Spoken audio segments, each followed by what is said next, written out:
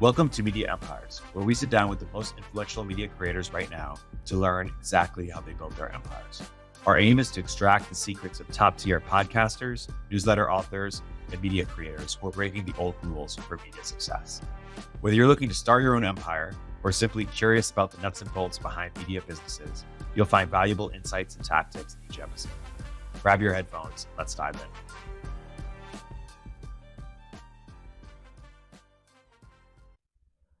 This week on Media Empires, I'm joined by Michael Girdley, CEO of an 11-business holding company, and friend of the podcast, Sean Linehan, the CEO at Exec and Squad. Up ahead, we all discuss the innovative approach to incubating businesses, media content strategies, and the broader implications and challenges of operating a holding company. Michael, thanks for joining Media Empires with Sean and myself. Stoked to be here. So, Michael, you're doing something really interesting that not a lot of people in Silicon Valley have done. And you also spent a lot of time in Silicon Valley, but that a lot of people in Silicon Valley are now curious about, right? Sort of the rise of this personal holding company, something you've been doing for quite some time. So for people who are unfamiliar, why don't you briefly just describe your world, the empire that you've built, and how you sort of came up with the idea, how you conceived it, what you were inspired by, and then we'll talk about what your moonshot is, where you're aiming to go with it.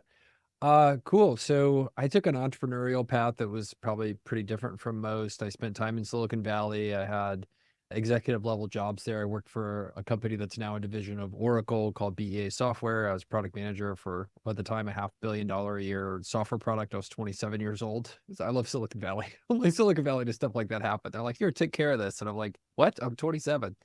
But my wife and I, who I had met in San Francisco, we just decided the Bay Area lifestyle wasn't for us anymore. It was too cold, actually, was one of the complaints in San Francisco. So we moved back to Texas, and I went to the opposite of Silicon Valley, which was joining our family business. We are a fireworks retailer. We have 200 locations across Texas. It's a big business.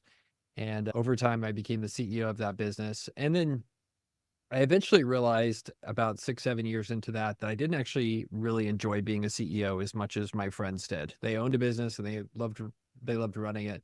I loved the process of creating businesses, putting deals together, and then helping those businesses be their best self. So I kind of backed into the idea of doing a HoldCo because I hated running a single company. I was just so bored by it.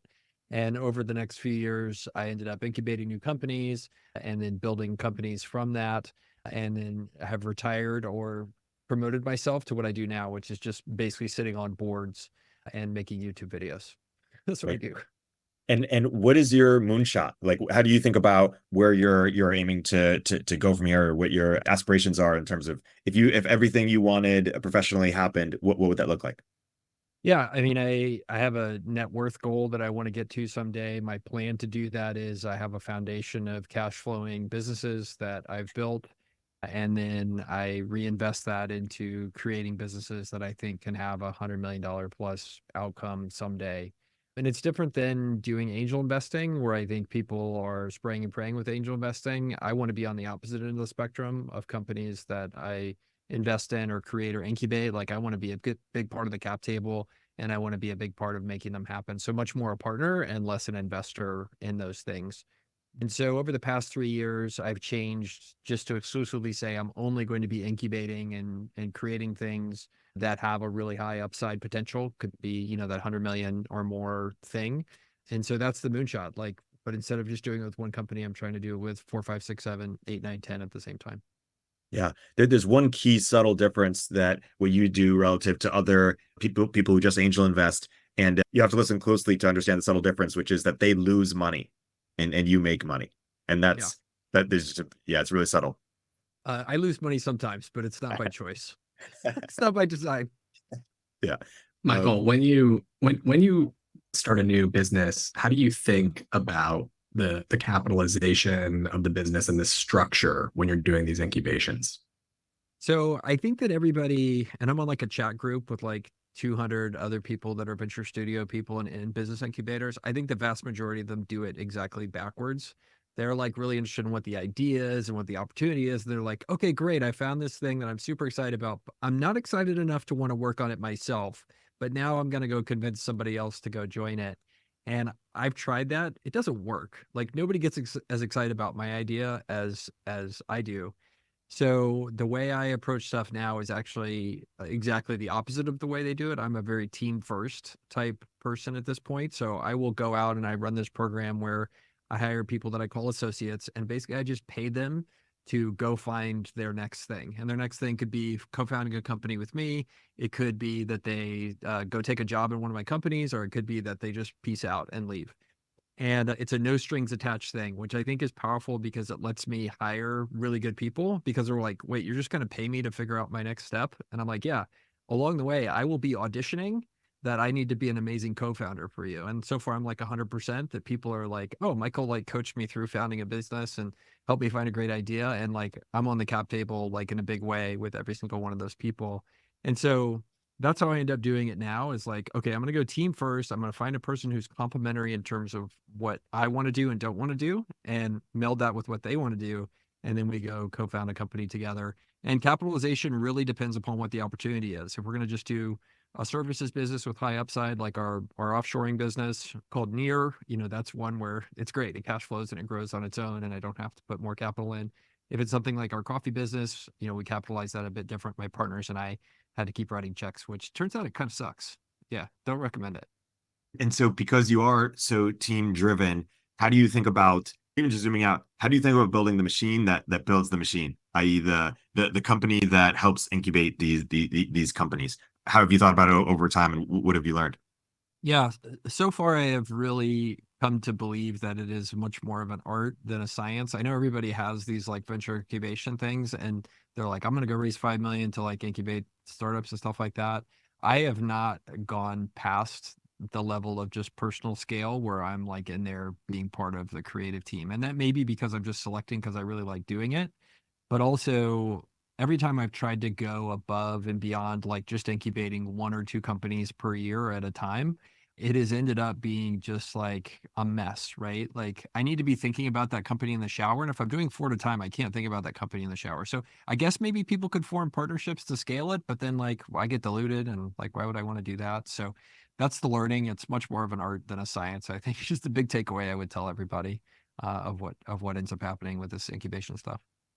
And when you have that 1 to 2 business in any given year that you're working on, how much of your time are you dedicating to it? And how long do you stay sort of in the trenches, so to speak, building it up before you leave it to the management and just do the board meetings? So I do very little in the trenches. I try not, even for the businesses we started last year, like for customer discovery, like except for a few random things, I wasn't even in those calls. Like I let the CEO do them, and then I coached them through it. And that's another learning to that I think was really cool. And part of why I do things the way I do is there is something kind of like when a woman goes through childbirth and her chemicals change, and she becomes like a different woman. This happens, so I don't know if you guys have kids or not, but between pre-kids and after kids, a woman's biology changes, the hormones and all that stuff happen. The same thing I've noticed happens with a potential founder of a company when they go talk to 10 or 12 or 15 customers, and they all say like, we want that, we have this problem. Like that is that emotional switch that has made every single co-founder that I have in this model go from just kind of a passenger to being like a zealot about solving the problem and like going all in. So anyway, I think, when I think about that model, like I'm trying to coach them through the good habits and not make a lot of the common mistakes that you make when you're forming a business. For example, like every founder is tempted to fall into the it's not good enough to ship trap.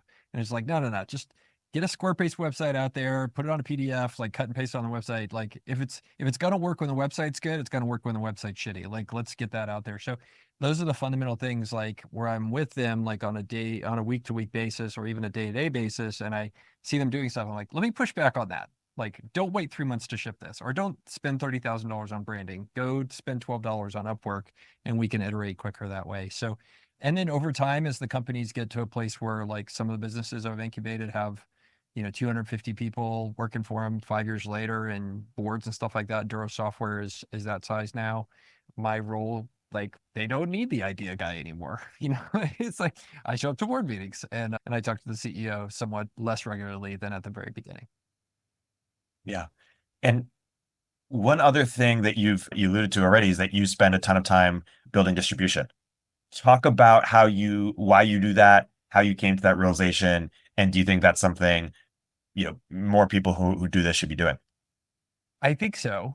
So by distribution, my story with social media, and you guys know me from Twitter, and now I'm a YouTuber. I have 1,400 followers. I'm huge on YouTube, guys. So like I actually got into social media because I love to teach, and I was kind of actually lonely during COVID. So during COVID, I just started writing Twitter threads and trying to be funny on Twitter. And like I found like Twitter's a marketplace for ideas, and I'm somebody that wants to live in an idea space. So like it was the perfect place for me. And then earlier this year, I tried to really scale and do YouTube and shorts and LinkedIn posts and Twitter and newsletter and all this kind of stuff. And I realized I didn't have the ability to scale without a team. So I went and hired a team of 4 over this year with a CEO itself. And really, that has become a way for me to get to this magical place where I am now, which is like this morning, I sat down and recorded a 30-minute YouTube video, just like in the same setting. I click record. I put it into our content machine. And 2 weeks from now, like out pops a bunch of shorts that are really good. Out pops a draft Twitter thread that's in my voice. Pops a LinkedIn post, and I get to edit all that, and I click send. And it's still my content, but all that crap in the middle that I hated to do, I've totally like automated out of my life. So that's the theme. You're like, how do you get stuff done, Girdley? It's because I find what I hate and I figure out a way to make it somebody else's job. So to answer your question about should other people do content, only if you love it. Like the ROI kind of sucks until you get it up and going. But the middle part, like the past 3 years, like I'm not getting paid well for writing Twitter threads. Let's just be real about it. Like I could make better money doing other stuff. So I tell my friends if they're like, should I build an audience? Should I do all this stuff? Only if you truly love and find joy from doing it. Like, do you love teaching like I do? Do you love the art of creating? Like I'll spend hours going through it and meditatively like upgrading Twitter threads. My Twitter creator buddies are all like, you rewrite your Twitter threads 5 or 6 times. I'm like, yeah. You don't? Like that's what everybody does. It's because I get OCD about making really good Twitter threads. So if you don't love it, don't do it. But if you do love it, it can be like amazingly powerful. And it's a platform for so many of the things I've done over the past few years. And now I'm thankful it's just like an unfair advantage. For an advantage for recruiting or for customer acquisition for certain things, or is that where the ROI is typically? Everything. Talent. So like we hired a GM of video. We got like 250 really qualified applicants from all over the place. It's just because people know me and I tweeted it. Yeah. And it's beautiful. One of the deals I'm working on that I'm going to hopefully announce in the next month, that was because a guy cold emailed me. I have my cold emails turned off on Twitter for good reason because it's a cesspool. But like I took the meeting because it was the worst idea I've ever heard. And it turns out to be an amazing idea. So we're working on it. So there's all that kind of stuff that happens, but it's never what I've noticed with Twitter and social media. It's never like a direct benefit. Like people are like, hey, I publish this and somebody becomes a customer. It's always just like a weird thing where like, you get invited to an amazing event and something cool happens there, or it's all serendipity. And I encourage people to think about measuring success in social media as how many serendipitous things happen to me versus like, what's my ROI? It's totally different thing. Yeah, that's really interesting. Talk about the team that you have on like the centralized level, i.e., that just works with you either across companies or with your social media. Because a lot of people would say, "Hey, I want to do what Michael's doing, either on the creative side, the social side, or the incubation side." But what kind of support, should I build around myself if they have some capital to spend? Yeah. So I have my team of business supervision is me and a chief of staff. That's it. And I don't believe in centralization. I don't have centralized services. I don't have group buying, none of that stuff. I don't do any of those things. I think that by and large, and especially for the type of HoldCo and ventures that I do, the idea of centralization is a mirage. People think that, oh, we're going to have centralized recruiting or whatever. And I've just never seen it work in practice very well. So the actual business supervision, my ratio is not as good as Warren Buffett's. I guess they have 25 people in Omaha compared to 1 million people working for the company or whatever, but my ratio is pretty low. And the chief of staff is just because I need somebody to like keep me on target, like do all the stuff I hate doing. So that's the business supervision stuff. At some point, I could see that growing to where I start to hire executives and create operating groups of companies and stuff like that. But as of right now, with a dozen or so ventures, I have enough bandwidth to do the supervision and tasks that I need to do. It does get annoying, or during annual review time of year, which I hate doing annual reviews. It's like the most boring thing ever. But otherwise, that very lightweight just hands-on, practitioner or artist kind of approach to the HoldCo right now is totally working. You said you have 4 folks working on the media business with a CEO. How do you square that with the idea that you measure raw on a serendipity basis? Do they have a different monetization channel that they're explicitly being tracked on? Or how does that work as a business unit? Yeah. So when I set up all my social stuff as a business, it's like the carpenter with a hammer. Everything looks like a nail. It's like, oh, this needs to be a business. And to me, ultimately, there's this positive flywheel of we deliver great content that helps people. Like that turns into ideally revenue for the media business. The media business breaks even or does better, and the team gets compensated and incentivized the right way. And that flywheel really works. So right now we have a team of 4. This isn't a concept I really invented. If you look at the other people that have gone from creators to media businesses, I mean, everybody from Dave Ramsey to Cody Sanchez is this way, Hormozy is this way. Everybody's become a media business. They may not tell you, but they all have a staff like this in the background that's doing it. But for me, I've set it up and there's an inherent tension there where the best way I know to automate it for the staff and to have them highly incentivized to create great content is to be able to turn that into monetization at some point, and they benefit from that, right? The customers can speak with their wallets. There's an inherent tension there that we have to think through to make sure that we don't, bastardize my core values in the sake of short-term profits or whatever. But I couldn't figure out a better way to motivate the team than to give them an incentive on revenue and that sort of thing. So we do stuff, and I sell products, and like my podcast has ads, but the good news is I don't have to sell any ads, which is what I absolutely don't want to do. It's like the worst thing ever. So the CEO does that. And so that's how the tension works there. And that's how we navigate it. It's all designed to incentivize them to delight the readers. And if we can do that, I'll be a happy man. So which CEO sells ads to your podcast? The CEO of what? The CEO of Girdley Media. So his Got it. name's Ty Deemer. Cool. Yeah. And by the time this episode probably comes out, we'll announce we're hiring a GM just to do podcasts. So that'll get delegated. Go to a 5-person team. And what are the branches under the Girdley Media? There's the YouTube, there's the podcast, there's the So we have 4 people currently. CEO, so he does sales, strategy, leadership of the business. So all the business building stuff. I don't want to do any of that personally. There is a written word editor. So I would not describe him as a ghostwriter. He is just a written word editor. That's what his title is. I hate ghostwriters. If you're a creator, write your own stuff, but hire people to help you produce it. Totally fine with that.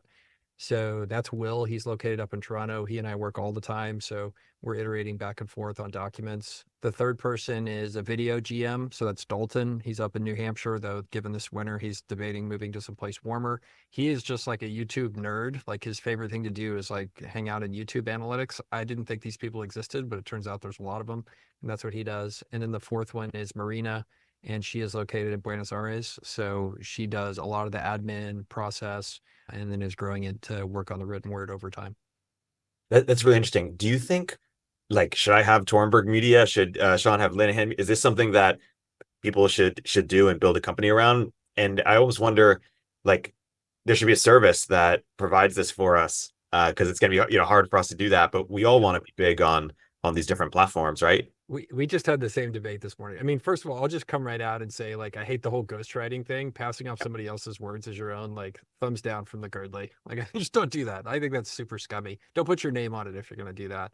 But I do think there's this interesting kind of thing where I think every person should and could have a content machine, right? And you saw Gary Vee do this very first and foremost by just having somebody follow him around and make clips out of everything. There was a whole machine there, but it was still Gary Vee. I think that's super... I think that's super admirable and something worth doing.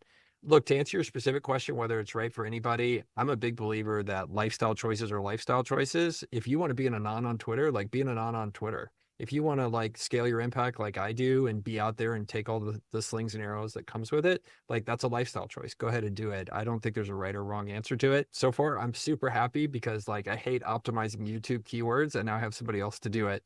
And it helps me be more effective by just focusing on creating things. I love it, but I don't think it's necessarily right for everyone.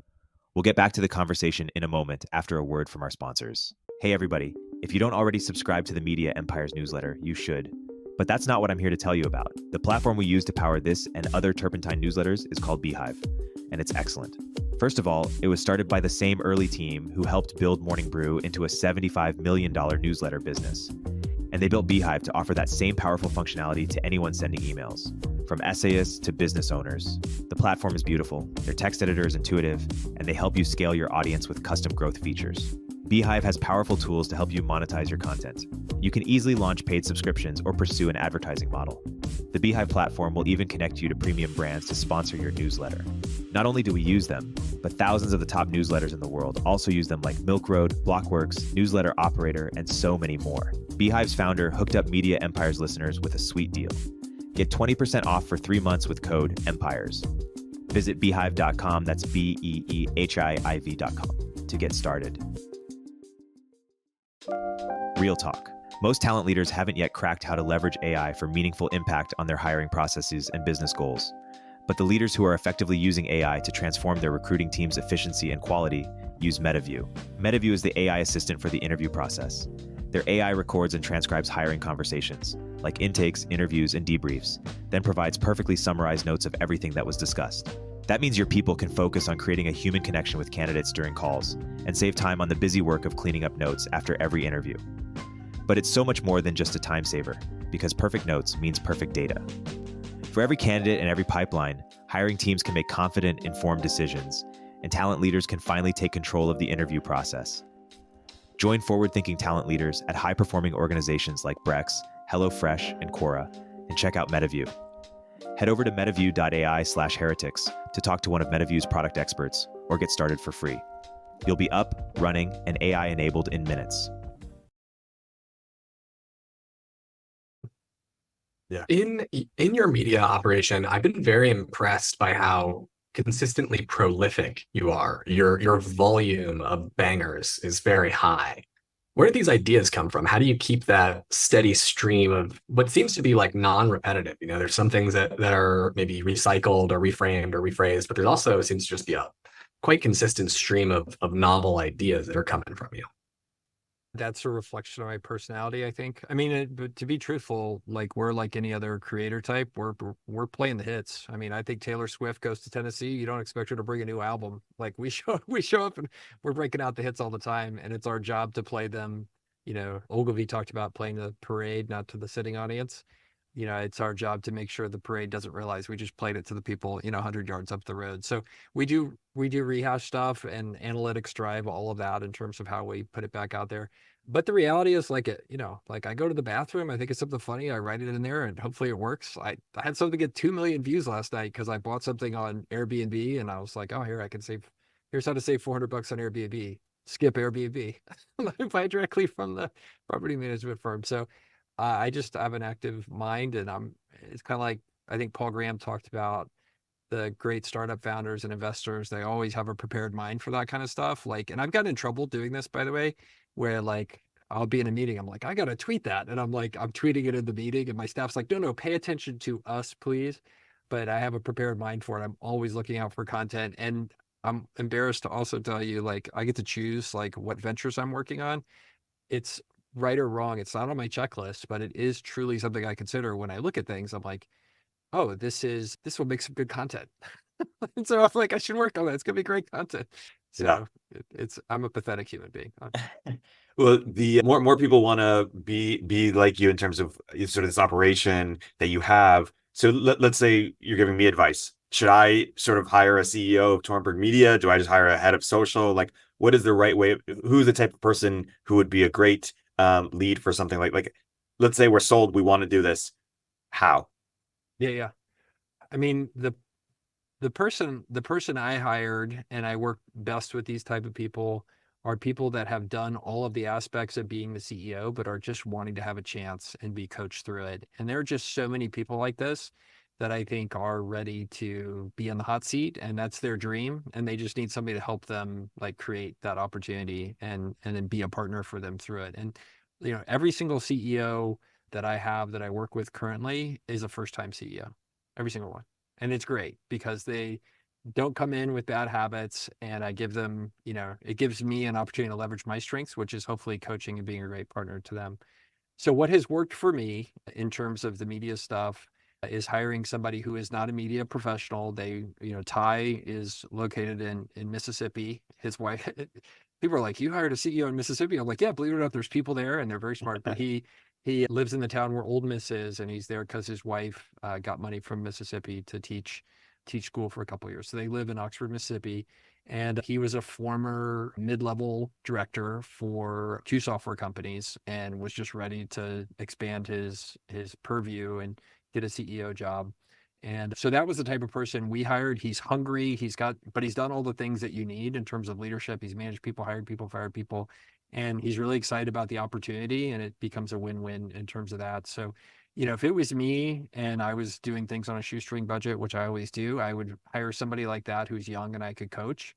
And then it also, I think in the end, Erik, depends upon what you want to do or not do. Do you like doing sales? Do you like doing like screening pitches and stuff like that? I don't want to do any of that stuff. Like, I don't want to do payroll, like HR. I don't want to do any of those things. So for me, the thing I did there as a CEO, and I wouldn't do it a different way because I just don't want to. Yeah. HR payroll just makes my eyes bleed. Like, I'm just not interested in accounting. I don't want to do it anymore. It's the same, but how is that person incentivized? Is that just, mostly salary? Do they get some sort of revenue share? Because that company is not going to exit, right? Or how do you think about? Yeah, when you have a small company like that, I think the simplest way is to do a base salary guaranteed and then a rev share, with media income, whether it's advertisement or core sales or, that kind of stuff. It's 100% gross margin. So it's pretty easy to do it that way early on. Over time, that's something we're still trying to figure out with Ty. Like, does he get an equity share in the business? Does he become, does he get phantom stock? Does he just get an incentive plan based solely around profits? As the company grows, you start to have expenses. You don't want to just make it a royalty scheme only for bonuses. But early on, that's the way we set it up.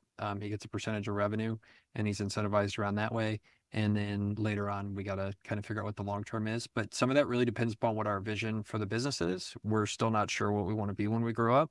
And you got to figure that out before you kind of do structure and comp and all that kind of stuff for the long term.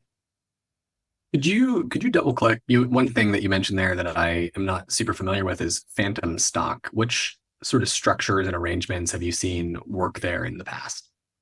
There's all these kind of things that are different structures that act like stock while somebody's there, but they're not legally stock. So basically it's just another way of doing a bonus arrangement. The upside for you as the employer is if the person leaves, like, they don't get the benefits anymore. So you're not potentially signing up somebody who's going to be a 2% owner of your company and then disappear to another job and you got to keep paying them. So phantom stock often works that way. There are other structures, profit interest is one that gets used a lot now. And I'll just totally be frank with you. Like, I study all that stuff every time I need to set it up, and I don't spend a bunch of time talking on it. So I recommend, like, talk to a lawyer. Don't listen to some dude in a blue background on a podcast about it. But yeah, that's that middle ground of how somebody can be aligned with ownership, but not have ownership, and it's kind of an intermediate step where people are still kind of figuring out what their future is.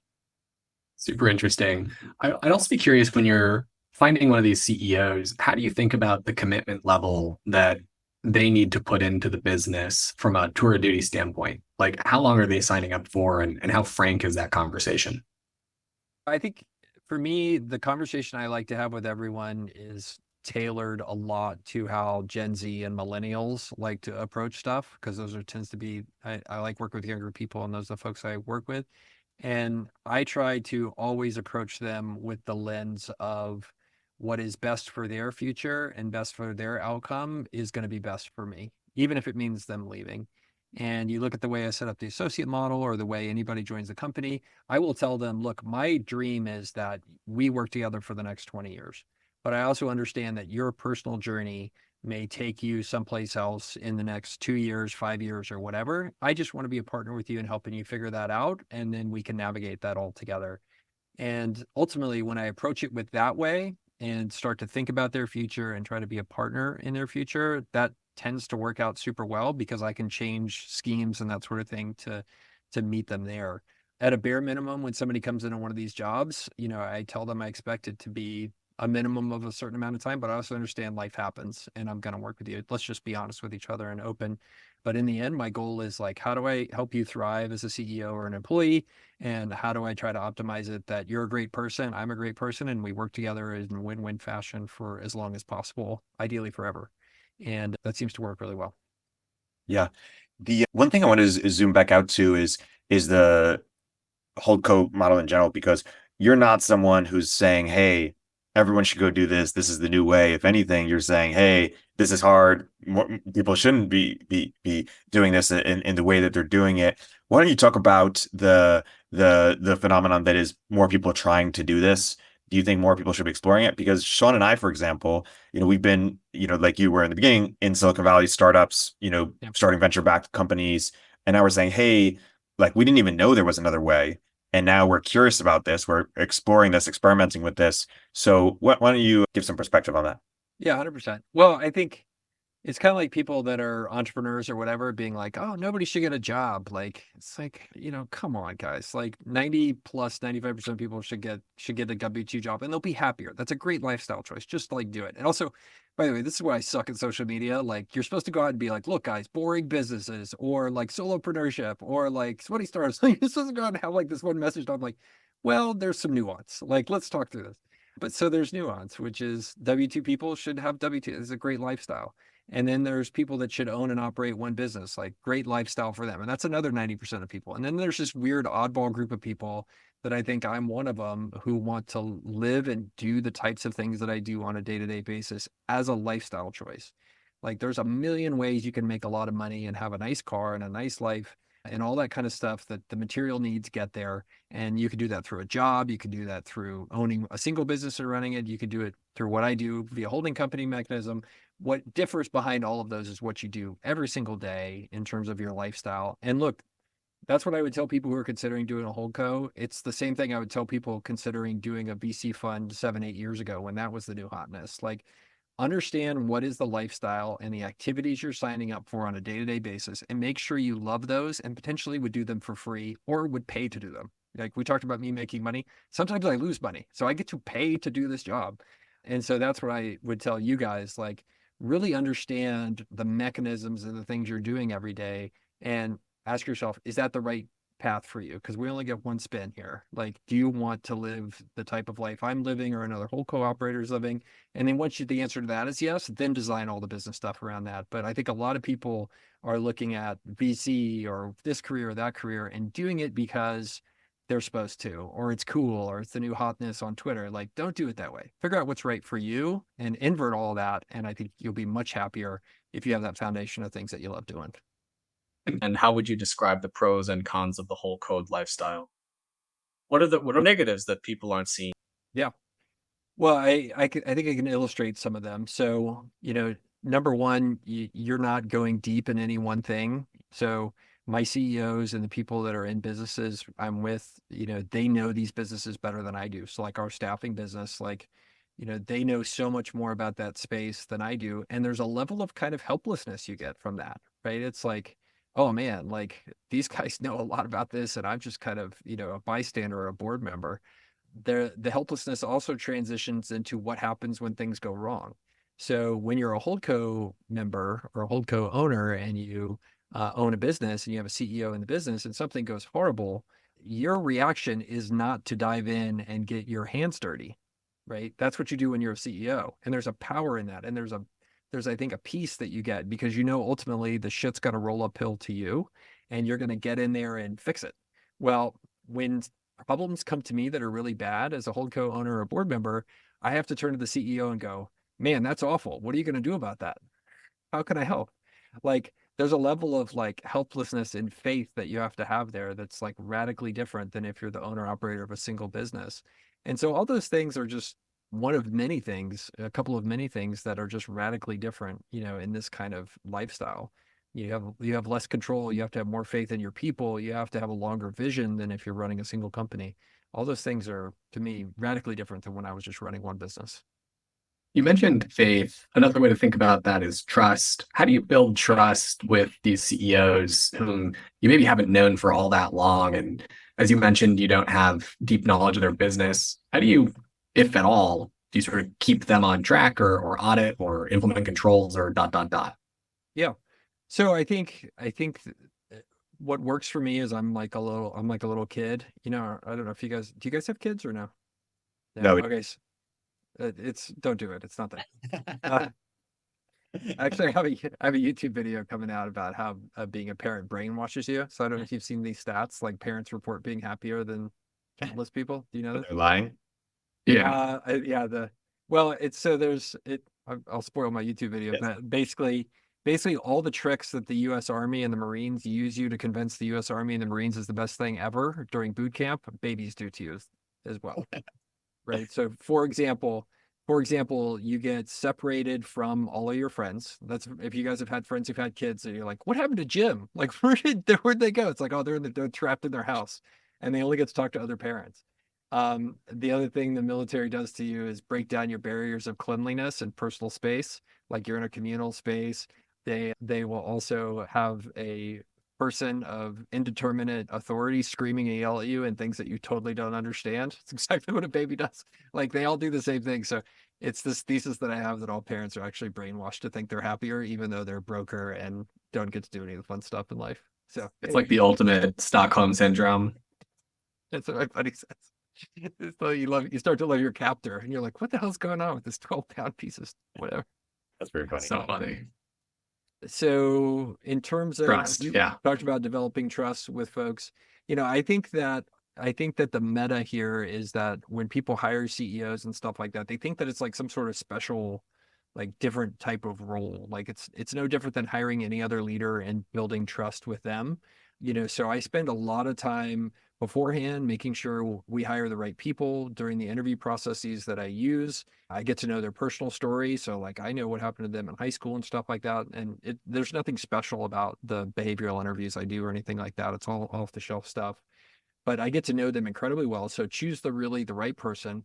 Number two, onboarding them and training them is super important. Like making sure that they get up to speed as quickly as possible through, one-on-one times with me, through getting to know all the people in the industry or in the business and that sort of thing. And then number three, the maintenance and growth of that trust is really done through, just like I talked about being a baby. And the reason I brought that up is little kids like structure. They like to get up at the same time every day. They like to know what their routine is and they like to follow that. It's just the way little kids are wired.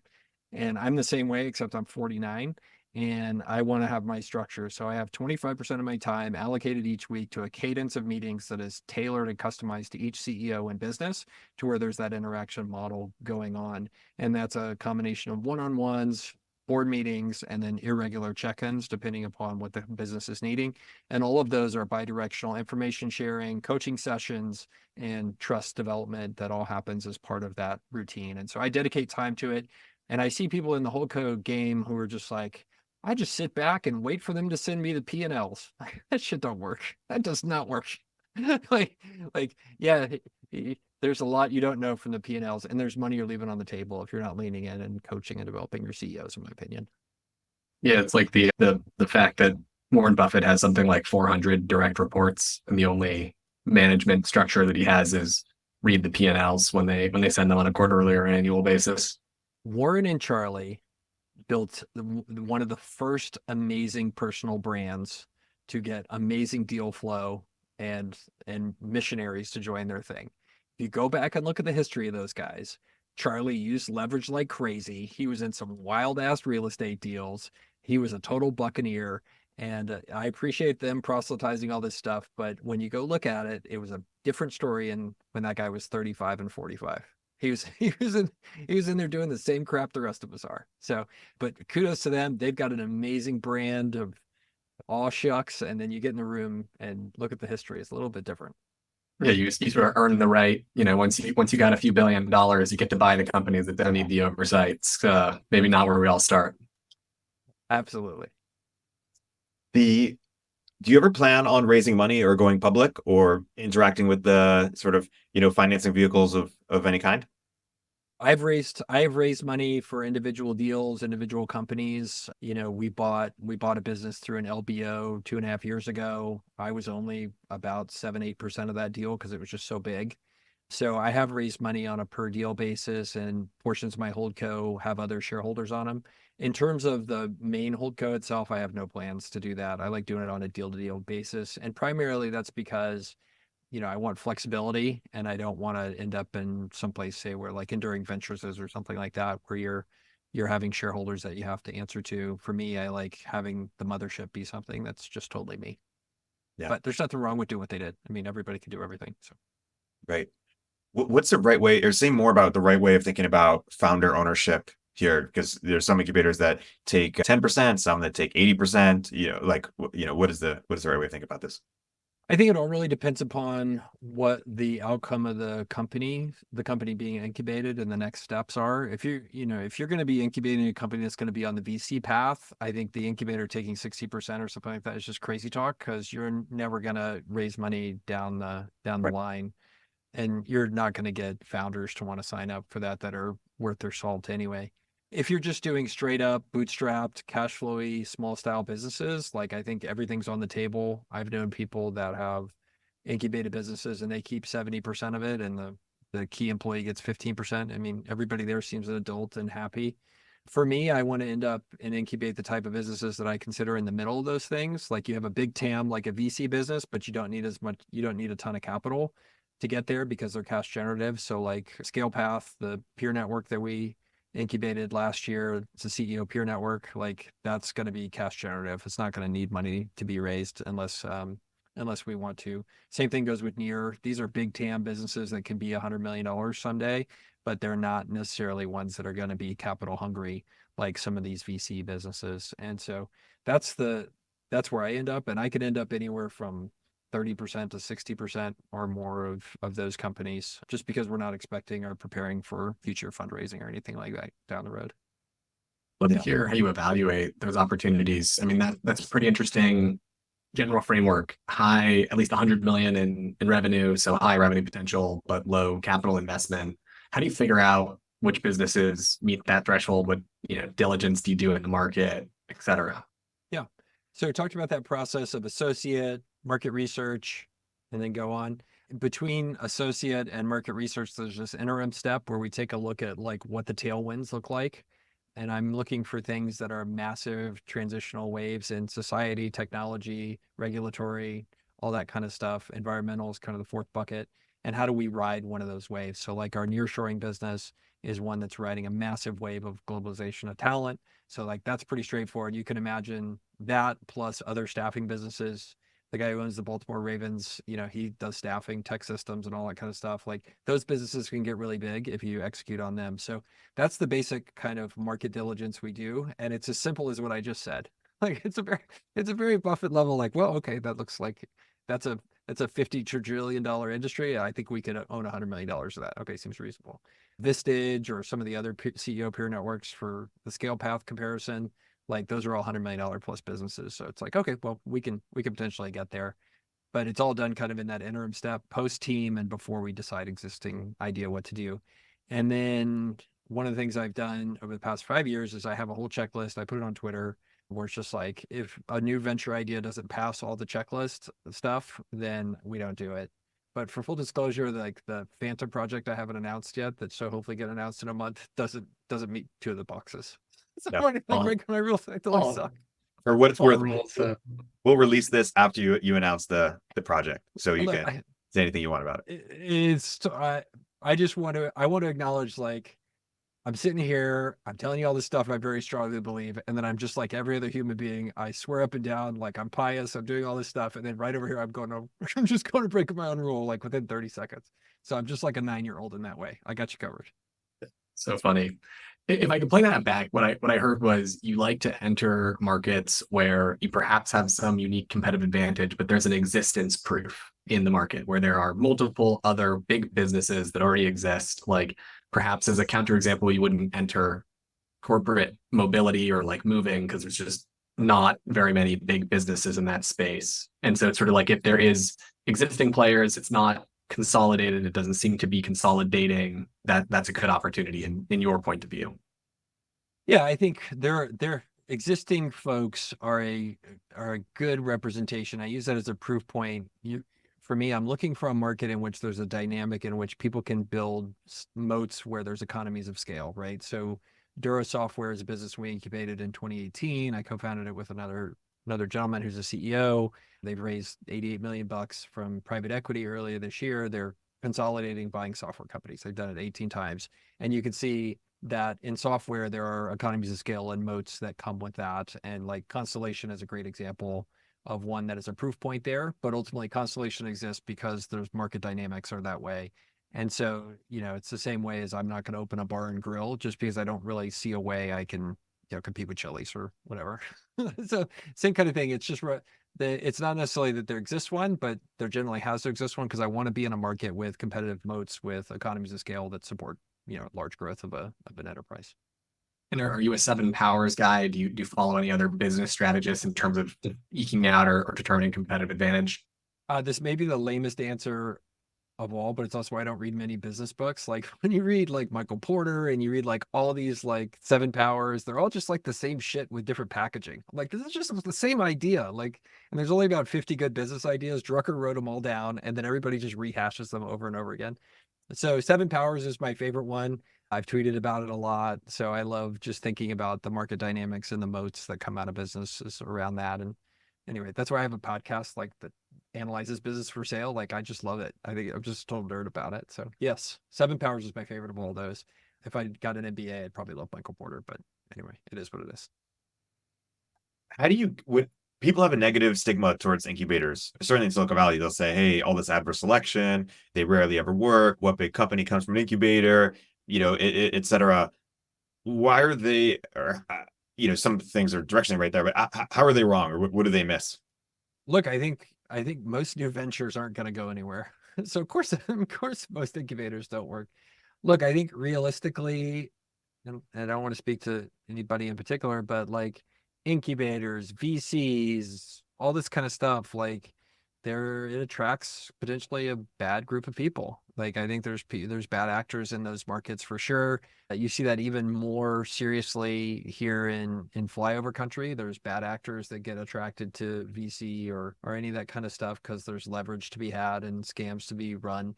I do think scams get run and all that kind of stuff in the big coastal markets as well. There's just more good people there to dilute the scammers out, right? And it's kind of like if you want to be like a jackass in the dating pool, you should actually move to New York because it's very easy to blend in because there's a whole like world of victims to go after. So I think a lot of people have been exposed to folks who've been scammers in the incubator type stuff. I think there's a lot of people who go into incubating with really a bad objective. Like they're not running to creating great companies. They're actually running from the responsibility of creating a great company on their own. And you hear some of the horror stories of like these exited founders who have $250 million and they've taken $30 million of it and made themselves like a experimental playground with all these bullshit companies somewhere in San Francisco's marina. And it's like, yeah, of course they have a bad reputation because that kind of stuff is going on all the time. So I think the short answer to your question, Erik, I think a lot of the reputation is well deserved. Yeah. Yeah. I hear, but do you think over time there will be an increasing amount of like companies that really make it, like prominent examples? Because we see all our friends or a lot of our friends wanting to have HoldCos now, right? Because it's the dream for many people with more ideas than time and who have money to fund them. Yeah. Do I think the success rate will get better? Yeah, I think some of those people will totally succeed. I think a lot of them will dig into it and go back to getting a job or starting a company. And I think that's good. Yeah. Yeah. Let me ask you advice for how I'm thinking about things. So I have a media company, Turpentine, that itself, that I own 100% of basically. And I'm not planning to take any shareholders. And I'm basically using it both as a, company that I think could be valuable, but also as a customer acquisition channel for other things I want to do. And the way I think about incubating is I only want to work in ideas I have an unfair advantage in. And that I think that I have two models. One is I get it off the ground myself, or I partner with someone amazing like me and Sean are doing this recruiting business who can take the lead and I can help with my distribution. And that's separate, of course, from thinking it's a good business, et cetera. And so the ideas I'm thinking about are in media, talent, expert networks and reputation, basically, like areas where I think I'm one of one of the best at, or these are things where it would make sense for someone to want to partner with me. I don't have a centralized team or anything about it, and I don't know when to build within just Turpentine, since I own 100% of it, versus do a separate company. I'm thinking really just when I find an amazing person who I couldn't hire, someone like a Sean who's going to be a majority owner, that's when I think about joint ventures. But what advice might you have for me who's inspired by the model you have, and with my resources, et cetera? Yeah, well, I think for full disclosure for us, we're still trying to figure it out because the media stuff, there's a little cart before the horse thing. Like we started the Scale Path and all this in Near, and then my previous businesses, they were all started like pre-media business. And so there's kind of pre-media business and there's post-media business where we're trying to figure out like what the media business is how that's gonna work. Is it gonna be advertising driven? Or is it gonna be like this centralized like Nick Huber's kind of doing this way where it's just like, okay, I monetize my audience through you go work, work at be customers to my businesses. So there's kind of that first thing where we have these established businesses and we're still trying to figure out like how do we work well with those, and like to some extent like Near, for example, has its own growth engine now by design that doesn't require me. So they're like, well, no, you need to compete with our existing growth engine in terms of like giving us better ROI. And I'm like, but we're friends. And so then there's the next part, which is post media company. Like, how do we figure out like what is our path forward? And some of that I think depends a lot around the niche, right? And so, if my niche is like random small business topics and how life attaches to that, which is like not very car dealership guy. Like car dealership guy has a really good monetizable niche, and we do not. Like it's like really confused. Like, what is Michael about? Like, oh, blue background, a lot of stuff. So we'll probably end up incubating more businesses that fit and ultimately are things that match our core values. Like I don't want to sell anything scummy. I don't want to build businesses that are not things I don't believe in, like a ghostwriting agency. Like I'll never do a ghostwriting agency, like just because I don't believe in it. Like, so ultimately I think that we'll end up kind of where you're ending up, which is like, and where Nick has ended up and other folks, which is like incubating businesses. And then we end up like sending them leads. But I think post Girdley Media being the cart, of the horse of these new businesses, it'll be much easier for us to figure out those relationships and monetize them in the right way. So I don't know if I'm answering your question, but based on what you've said, like I think the monetized and trustable vendor type approach is one that's going to be much more interesting for you, especially considering how diversified Turpentine is.